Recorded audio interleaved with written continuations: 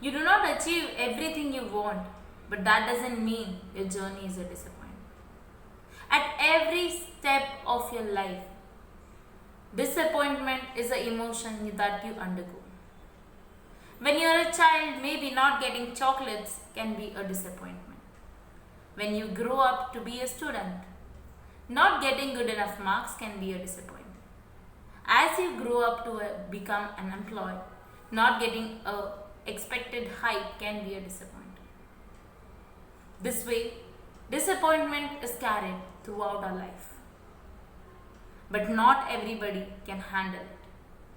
Hi friends, I am Dr. Rashita Nangakur, founder and owner of Alkanand Homeo Care Clinic, homeopathic physician, psychological counselor and internationally certified career coach. And you're watching my very own channel, Alkanand Clinic. Today's topic for discussion is how to deal with disappointment. If you haven't subscribed to my channel yet, then press the bell icon now and stay notified. Before moving forward, we need to know what all things causes disappointment. If we set a high peak for ourselves and we aren't able to achieve that causes disappointment. If a burning desire not achieved causes disappointment.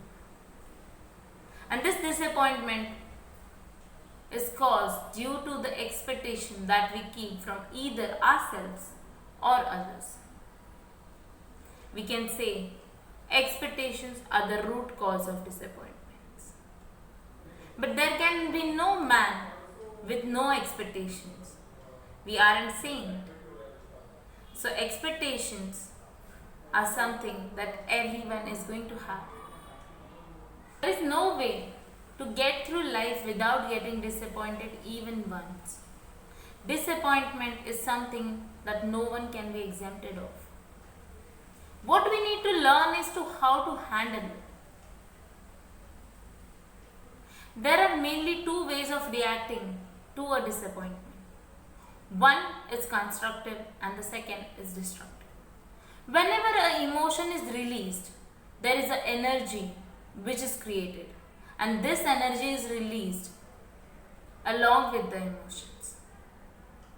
We should know the right way of using the energy, and that is how we keep ourselves constructive even after being disappointed.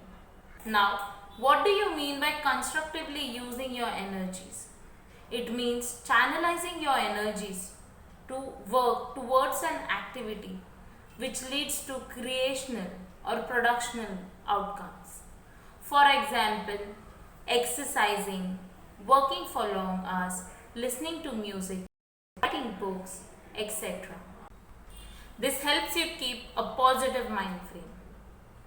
And you can express yourself in a much healthier way even after being disappointed.